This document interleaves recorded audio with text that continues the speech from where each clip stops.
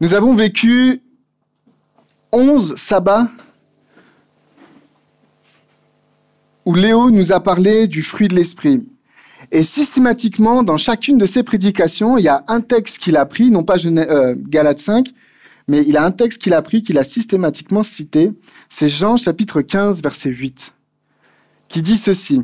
« Si vous portez beaucoup de fruits, c'est ainsi que mon Père sera glorifié et que vous serez mes disciples. » Il avait insisté dans ce verset-là sur le fait que le fruit était au singulier.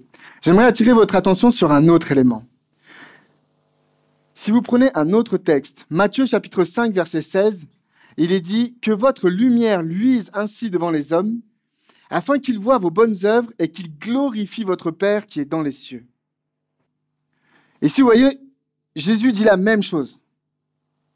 Il est question de la gloire du Père. Et il est question dans Jean de porter du fruit. Et ici, il est question des bonnes œuvres. Et il est question des bonnes œuvres devant les hommes. Ce que l'Esprit nous fait produire devant les hommes fait que ce qu'ils voient les pousse à glorifier le Père. Regardez maintenant ce texte. Apocalypse, chapitre 18, verset 1. « Après cela, je vis descendre du ciel un autre ange qui avait une grande autorité. Et la terre fut éclairée de sa gloire. » Et la terre fut éclairée de sa gloire. Alors, je n'ai pas le temps ici de vous faire le détail du livre de l'Apocalypse pour vous expliquer exactement ce que signifie Apocalypse 18, 18 verset 1. À Didasco, en ce moment, on est en train d'étudier l'Épître aux Romains. Et une fois qu'on aura terminé l'Épître aux Romains, je compte partir sur l'Apocalypse. Si ça vous intéresse, hein, il y a un groupe WhatsApp pour Didasco. Voilà, ça c'était pour l'autopub. Ici, il est question de la terre qui est éclairée de la gloire de cet être divin qui vient.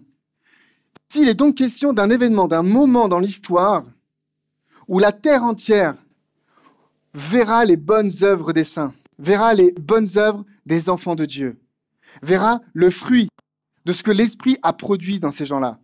Et quand ces gens-là, non pas chacun dans son coin, mais ensemble, on vivra cet Esprit Saint qui vient chez nous, qui vient vivre en nous et qui vient produire ce fruit. La terre sera éclairée de cette gloire-là. Le Seigneur éternel, notre Dieu, notre Père, sa gloire sera connue auprès des hommes. Nous ne sommes pas sauvés parce que notre nom est inscrit dans un registre d'église. C'est une phrase sûrement déjà... Peut-être même que vous l'avez déjà prononcée, peut-être même que vous y croyez. Alors c'est vrai que quand on regarde cette phrase comme ça, on se dit, bah, il n'y a pas de problème, c'est vrai, dit comme ça, c'est juste. Le problème avec cette phrase, c'est que derrière cette phrase, il peut se cacher une idéologie trompeuse, une idéologie qui est dangereuse. Ce qui se cacherait derrière, ce serait de dire que le salut, c'est moi et Jésus. C'est juste une affaire individuelle, c'est moi et Dieu. C'est pas parce que mon nom est dans un registre d'église que je suis sauvé, c'est juste parce que j'ai accepté Dieu dans ma vie et basta. Mais mes amis, dans le salut, il y a une dimension collective et vous ne pouvez pas faire l'impasse dessus. Et c'est ça dont j'aimerais vous parler ce soir. Le salut, c'est quoi ? C'est quoi le processus du salut ? Dans Romains chapitre 3, verset 28, il est dit « Nous pensons que l'homme est justifié par la foi sans les œuvres de la loi. » Okay, donc le salut, c'est par la foi. Je suis justifié, je suis sauvé par la foi. Oui, mais Jacques nous en dit un petit peu plus sur la nature de cette foi. Il est question d'une foi qui doit être vivante. Car il dit qu'une foi sans les œuvres est une foi morte. Et si vous allez dans Apocalypse chapitre 20, verset 13, il est question de ceux qui sont jugés selon leurs œuvres. Alors Apocalypse chapitre 20, c'est quoi ? Dieu, dans les chapitres précédents, a mis une grosse raclée à tous ses ennemis. Il a détruit les bêtes, il a détruit les habitants de la terre qui persécutaient les saints. Juste avant ça, il a enchaîné Satan dans un puits. Juste après ça, il va avoir la victoire sur le dernier ennemi, la mort. Et le chapitre 21 et 22, c'est la nouvelle terre. Là, à ce moment-là, il est question de ceux qui seront jugés, et il est dit que ceux qui sont jugés selon leurs œuvres. Donc la question qui se pose à nous, c'est comment produire ces œuvres. Si le salut, c'est une foi vivante qui produit des œuvres, et que si je ne produis pas ces œuvres-là, je me retrouve dans ce cas-là, dans le cas de gens qui sont jugés selon leurs œuvres et qui sont injustes, comment est-ce que moi, je produis des œuvres? La Bible répond. La Bible dit dans Ézéchiel chapitre 36, verset 27, « Je mettrai mon esprit en vous, et je ferai en sorte que vous suiviez mes ordonnances et que vous observiez et pratiquiez mes lois. » Vous avez remarqué dans ce passage, qui est-ce qui est à l'initiative? Qui est-ce qui fait le job? Il est dit, je mettrai mon esprit en vous et je ferai en sorte que vous suiviez mes ordonnances et que vous observiez et pratiquiez mes lois. Vous pouvez rien faire. Vous pouvez rien produire. Pour rien produire de bon, aucune bonne œuvre. C'est pour ça que le salut n'est pas par les œuvres. C'est lorsque l'Esprit Saint habite en vous que vous produisez quelque chose. C'est lorsque Jésus-Christ habite pleinement en vous qu'à ce moment-là, vous pouvez produire des œuvres qui, elles, sont le témoignage de la foi en Jésus-Christ que vous avez. Lorsque vous n'avez pas l'Esprit qui habite en vous, vous allez produire des œuvres.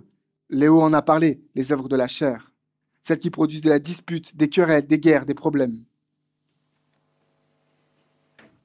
D'ailleurs, Jean, chapitre 15, verset 5, nous dit « Je suis le cep, vous êtes le sarment, celui qui demeure en moi et en qui je demeure porte beaucoup de fruits. » Toujours au singulier. « Car sans moi, vous ne pouvez rien faire. » Et dans Apocalypse, chapitre 14, verset 13, il est question. Il est dit « Oui, dit l'Esprit, afin qu'ils se reposent, donc les justes, afin qu'ils se reposent de leurs travaux, car leurs œuvres les suivent. » Ceux qui ont eu la foi en Jésus-Christ, c'est-à-dire vous tous dans cette salle. L'Esprit Saint veut venir habiter en vous pour que vous puissiez produire ces œuvres-là qui vous suivront. Parce que ce que vous allez produire ici grâce au Saint-Esprit, c'est la même chose que vous allez vivre sur la nouvelle terre et dans la vie éternelle. C'est donc ici que l'Esprit veut que vous puissiez vivre ces œuvres qui témoigneront de cette foi qui sauve. Le salut, c'est par la foi, une foi vivante qui, par l'Esprit Saint, produit des œuvres justes, des œuvres bonnes. Dans tout ce que je viens de dire là, vous voyez, ça, c'est la dimension individuelle du salut. Ça, là, c'est entre vous et Jésus-Christ, entre vous et Dieu. C'est pas parce que mon voisin, lui, il a reçu l'Esprit et qu'il produit des bonnes œuvres que moi, je vais être sauvé. C'est pas parce que le pasteur, il a super bien prêché et qu'il m'a dit, bah, maintenant, il faut faire ça dans ta vie, que moi, je vais m'amuser à le faire et que je vais y arriver. C'est entre moi et Dieu, dans ma relation avec le Seigneur, que je vais pouvoir vivre ce processus-là. Sauf que, qu'est-ce que l'Esprit produit aussi dans votre vie? 1 Corinthiens chapitre 12, verset 7 nous dit « Or à chacun la manifestation de qui de l'Esprit est donnée pour l'utilité commune. » 1 Corinthiens chapitre 12, 13, 14, le thème central, c'est les dons de l'Esprit. Et ici, il est dit quoi? Le don de l'Esprit, c'est pas pour te faire du bien. C'est pas pour que tu vives un kiff personnel. Le don de l'Esprit, c'est pour l'autre. C'est pour l'utilité commune. Et un petit peu plus loin, versets 12 à 13, il est dit « Car comme le corps est un et a plusieurs membres, comme tous les membres du corps, malgré leur nombre, ne forment qu'un seul corps, ainsi en est-il de Christ. Nous avons tous en effet été baptisés dans un seul esprit pour former un seul corps, soit juif, soit grec, soit esclave, soit libre, et nous avons tous été abreuvés d'un seul esprit. » Ici, il est question d'un seul corps. Si le salut passe par la foi et une démarche individuelle, ça doit se traduire. Ça doit se traduire par l'adhésion à un corps. Regardez, Éphésiens chapitre 4 dit exactement la même chose. Éphésiens chapitre 4, verset 4 dit « Il y a un seul corps et un seul esprit. » Il y a un seul corps et un seul esprit. Comme vous ici, vous avez été appelés à une seule espérance par votre vocation. Et versets 11 à 12. « Et il a donné les uns comme apôtres, les autres comme prophètes, les autres comme évangélistes, les autres comme pasteurs et docteurs, pour le perfectionnement des saints. Pas pour se la raconter. Pour le perfectionnement des saints, en vue de l'œuvre du ministère et de l'édification du corps du Christ. Lorsque l'Esprit vient habiter en vous, c'est pour construire le corps du Christ. Les dons spirituels, c'est pas pour faire les mains. C'est pas pour dire, ouah, tu as vu comment je l'ai super bien guéri. Tu as vu comment j'ai trop bien délivré ce démon. Tu as vu mon parler en langue comme il est beau. Tu as vu cette prophétie magnifique que j'ai faite. Non. Les dons de l'Esprit, quand l'Esprit vient et qu'il va vous utiliser comme un instrument, comme un outil, c'est pour l'autre. C'est pour que toi, ici, tu puisses faire du bien à celui qui est là-bas. Cet aspect collectif, ensemble, ce corps que l'on construit. Tout à l'heure, je vous parlais d'Apocalypse 18, verset 1, où il était question d'un temps, d'un moment dans l'histoire de l'humanité, où la terre serait éclairée de la gloire de Dieu, où les bonnes œuvres des êtres humains, produites par l'Esprit Saint, allaient pouvoir permettre à ceux qui ne le connaissent pas encore de savoir qui est le seul vrai Dieu. Regardez ce texte. Jean chapitre 13, verset 35. C'est Jésus qui parle. Hein. À ceux-ci, tous connaîtront que vous êtes mes disciples, si vous avez de l'amour pour moi. C'est pas ce qu'il est écrit. Si vous avez de l'amour les uns pour les autres. Ça, c'est dingue ce qu'il écrit là. C'est complètement aberrant. À quoi est-ce que l'on sait que quelqu'un est un bon croyant? Toutes religions confondues, hein, juifs, chrétiens, musulmans, bouddhistes, hindous. À quoi on sait qu'il est un bon croyant?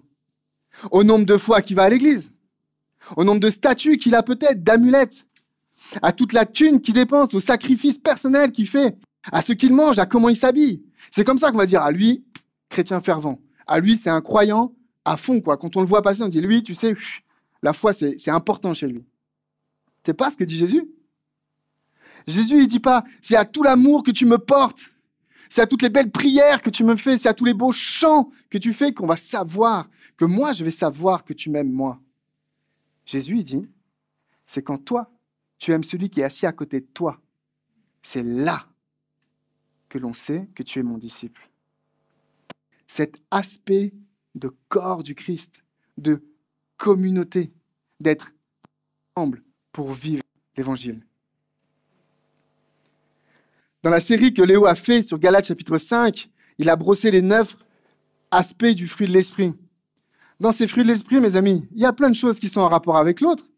Lorsqu'il est dit qu'il faut être en paix, ça peut être la paix intérieure, hein, mais clairement, je suis en paix avec l'autre.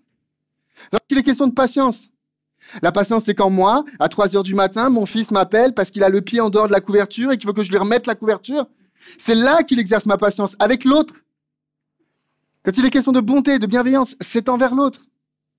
Même quand il est question de maîtrise de soi, c'est envers l'autre. Mes amis, c'est facile d'aimer le monde quand on est tout seul dans sa grotte. C'est facile d'aimer l'autre quand il n'est pas là. C'est facile d'être un bon chrétien engagé sur YouTube. C'est autre chose quand on est confronté à l'autre, quand on va au contact. Et pourtant, c'est ça que Dieu nous appelle à faire, à ne pas être des chrétiens, chacun de son côté. Mais on est chrétien quand on est ensemble, en train de vivre l'esprit. Le salut s'obtient par la foi, une foi vivante, qui par l'Esprit Saint qui nous habite, nous fait produire des œuvres pour l'autre. D'ailleurs, à ce propos, est-ce que vous savez ce que c'est que l'Église? Le mot « Église », qu'est-ce qu'il signifie? Donc là, j'ouvre la minute théologique, n'est-ce pas? Église, en grec, c'est « ecclésia ». C'est composé de 2 mots. « Ek », « kaléo ». « Ek » en grec, ça veut dire « hors d'eux ». « Kaléo », ça veut dire « appelé ».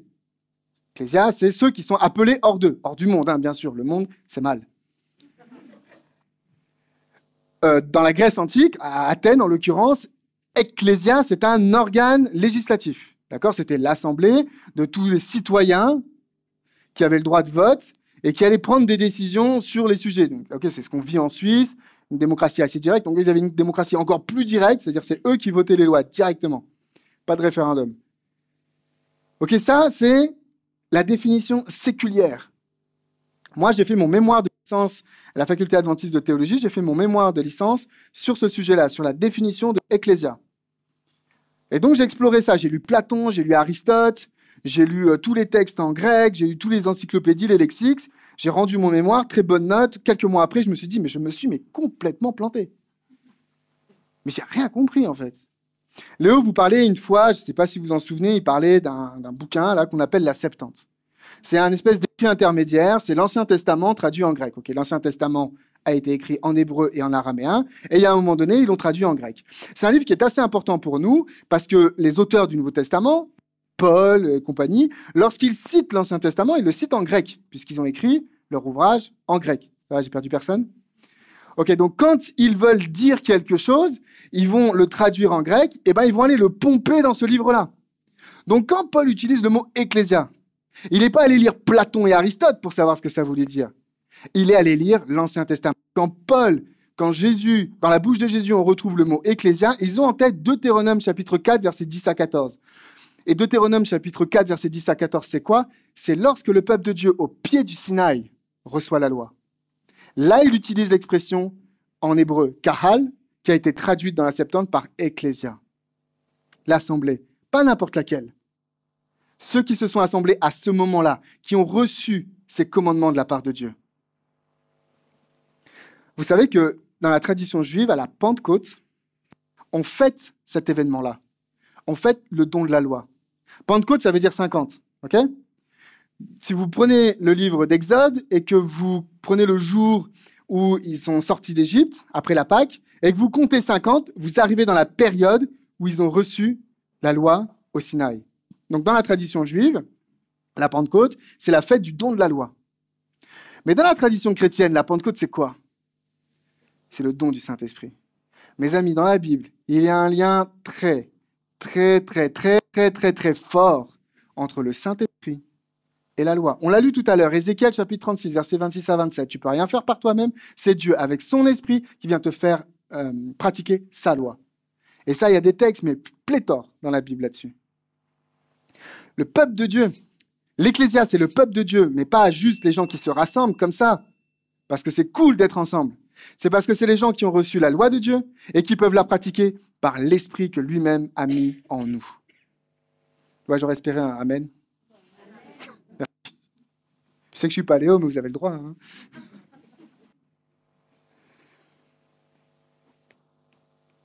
Dans la Bible, dans l'Ancien Testament, cet esprit de corps, il est super important. Oubliez cette histoire de église, démocratie, tout ça. C'est pas ça la question. C'est le peuple de Dieu. Je ne sais pas si vous êtes à l'aise avec ce qu'on appelle la théologie du sanctuaire. Donc le sanctuaire, pour ceux qui ne connaissent pas, c'est une tente, un peu en longueur comme ça. Et Dieu va utiliser cette image-là, cette tente-là, pour illustrer le plan du salut. Vous allez retrouver cette image dans le Jardin d'Éden, jusque dans le livre de l'Apocalypse. Tout au long de la Bible, on a cette image. Si je vous dis que Jésus est l'agneau de Dieu, ça vient du sanctuaire. Cette notion d'agneau, ça vient du sanctuaire. Okay ? Vous avez tout dans le sanctuaire. Vous avez le sabbat, vous avez la loi, vous avez le salut par la foi, c'est dans le sanctuaire. Vous avez la fin des temps, le jugement, vous avez l'Esprit Saint, vous avez tout. Dans le sanctuaire, il y a tout. Okay ? Dans le sanctuaire, il y a une fête. Donc, le sanctuaire, l'idée du sanctuaire est rythmée par des fêtes. Sur une année, il y a plusieurs fêtes, c'est rythmé par des fêtes. Une d'entre elles, je viens d'en parler, c'est la Pentecôte. D'accord ?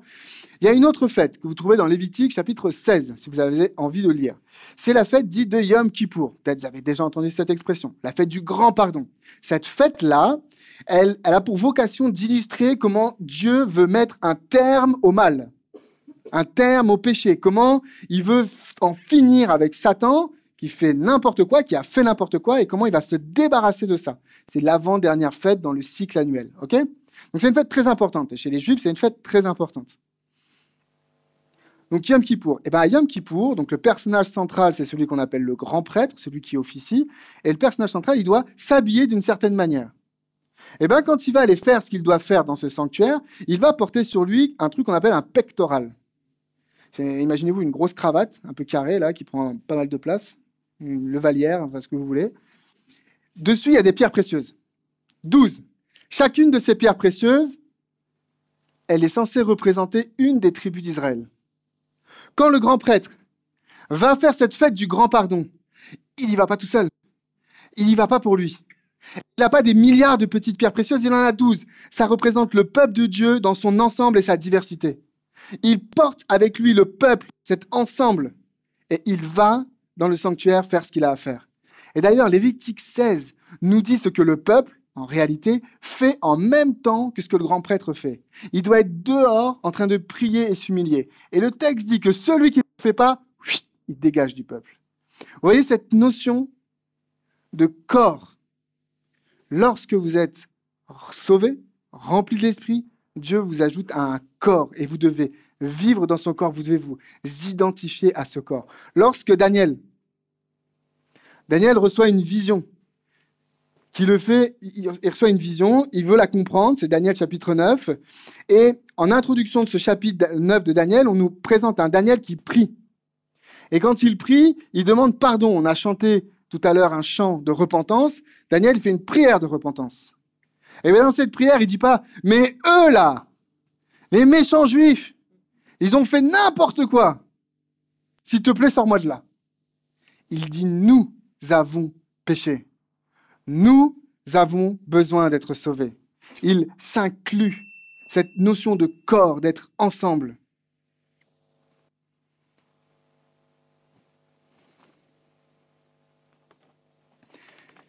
J'ai déjà raconté ce témoignage, je pense, ici, mais désolé, je radote, je commence à me faire vieux. Quand je me suis converti, c'était il y a un petit moment, j'étais devenu un dingue, un extrémiste de possible. Insupportable, mec. Je ne pouvais pas rentrer dans une église adventiste parce que ils n'étaient pas saints, les gens, on ne pouvait pas discuter avec eux. Je disais toujours que leur prière ne dépasse pas le plafond. Et du coup, je n'allais plus à l'église, je faisais les choses dans mon coin parce que moi, j'étais bien orthodoxe, je faisais les choses comme il faut. Et puis, Dieu m'a donné une vision. Une vraie vision, hein, j'étais emporté et tout. Et c'était un foyer de cheminée dans lequel il y avait un feu qui brûlait, mais un feu qui s'éteint. Vous savez, qui est un petit peu gris comme ça. Mais au milieu de ce feu, il y avait un foyer qui était bien rouge, bien incandescent. Et j'ai vu une main qui partait, qui venait et qui prenait au milieu de ce feu un morceau de braise le plus rouge qui soit. Cette main prend la braise et la pose sur le côté. Et là, à ce moment-là, la braise commence à s'éteindre. Elle aussi, elle commence à devenir comme le feu, un petit peu blanche, à disparaître. Et Dieu me dit clairement, ça, c'est toi. J'ai tout de suite compris, hein, il n'y avait pas de débat, Seigneur, explique-moi bien. Non, j'ai tout de suite compris. Je suis retourné à l'église, je me suis investi dans un ministère d'évangélisation, ministère personnel. Je me suis investi dans ce ministère-là, et là j'ai compris. J'ai compris, la vie, c'est pas facile. Les gens, c'est pas facile. Être en confrontation avec les gens, c'est pas simple. Mais ils vivent des enjeux. Ils vivent des défis, ils vivent des galères. La question, c'est est-ce que toi, tu fais partie de cette galère? Ou est-ce que tu fais partie de celui qui va les aider à sortir de cette galère? Est-ce que toi, par l'Esprit Saint qui te fait vivre le fruit de l'Esprit, l'amour, la joie, la paix, la bonté, la patience, la bienveillance, la maîtrise de soi, la douceur, la foi, fidélité. Est-ce que toi, tu vas être celui avec qui l'Esprit va pouvoir vivre ça pour que l'autre puisse en bénéficier, pour que ensemble vous puissiez construire le corps de Christ. Mes amis, il n'y a pas mieux que l'Église et la communauté pour vivre pleinement les bénédictions de l'Esprit Saint. Pas dans votre chambre tout seul, pas devant votre ordinateur. Vous pouvez vivre des choses extraordinaires à ce moment-là. Mais c'est quand ça se passe ici, là, à Vivo. Là, tout à l'heure, il y a veillée de prière. Mais venez, les amis. Ah, vous allez vivre des bénédictions, des témoignages, des moments forts, peut-être des moments de repentance. Peut-être que Dieu va dire, toi, tu vas demander pardon à lui. Et c'est là où l'évangile se passe. Il y a 2 grands mensonges qui sont rentrés dans le christianisme, malheureusement. Le premier, c'est de croire que mon nom est inscrit dans un registre civil d'église et que je suis en communion avec un type qu'on appelle le pape. Je suis sauvé. C'est faux. Le salut, c'est avec Jésus-Christ. Mais le deuxième mensonge, c'est de dire, le salut, c'est juste entre toi et lui. Tu confesses ta foi, tu es baptisé, basta, c'est bon, t'es sauvé. Non, les amis, la Bible est très claire, je vous ai sorti plein de versets. Désolé pour tous ces versets, mais j'espère que ça vous a marqué. La Bible est très claire, du début à la fin. L'aspect de corps, l'aspect de communauté, c'est important. C'est là où on vit pleinement le salut. Le salut s'obtient par la foi, une foi vivante. Une foi vivante par l'Esprit Saint qui vit en toi et qui te fait produire des œuvres qui te permettent de construire le corps de Christ. Dans Apocalypse chapitre 18, verset 1, il est question d'un événement qui, juste avant le retour du Christ, va avoir lieu. Un grand réveil spirituel. Un moment où, ensemble, on va vivre le power de Dieu. Dixit Léo. Un moment de puissance où l'Esprit Saint vivra dans chacun d'entre nous. Et on va pouvoir, par le fruit que l'on porte, par les bonnes œuvres que l'on a, les habitants de la terre verront la terre entière sera éclairée de la gloire de Dieu. La question c'est, Vivo, est-ce que tu veux en être? Bonne soirée à tous.